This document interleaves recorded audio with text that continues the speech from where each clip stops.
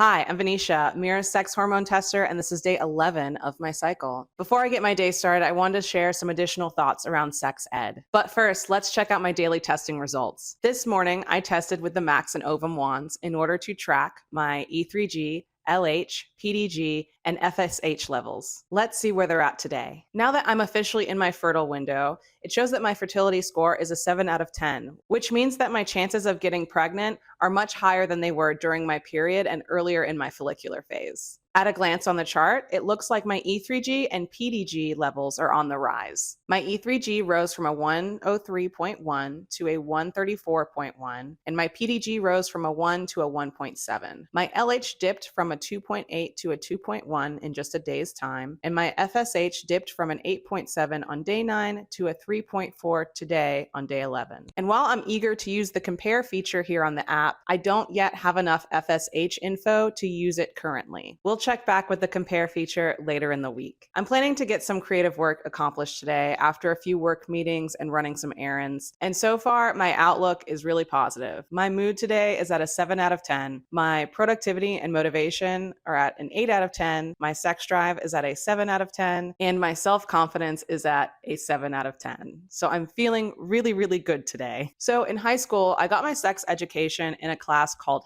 Health, just generically called Health. It was only a semester long, and its primary focus was to promote sobriety and abstinence. The syllabus around reproductive health was mainly focused on identifying STDs, learning the anatomical structure of reproductive systems, and identifying intercourse as a means of procreation only. There was no mention of pleasure when it came to intercourse. And when I come to think about it, I don't even think I saw or even touched a condom. So no mention of contraceptives was even part of that class. Health class was like a bad after school special made real. Looking back, I wish they focused on understanding and creating more of a positive outlook around pleasure and sexual wellness. Understanding erogenous zones, STD testing, consent, methods of contraception, even mental health. If they had touched on any of these topics, I felt like I would have had a much better experience during sex ed in high school. There's so much that they could have covered. And if I had known all of this earlier in life, I would have made different choices in terms of contraception and even sexual partners. I don't feel like health class really empowered me or any of my colleagues for that matter. It left us feeling even more awkward around sex and in some ways rebellious when it came to it. There wasn't even a way to initiate a mature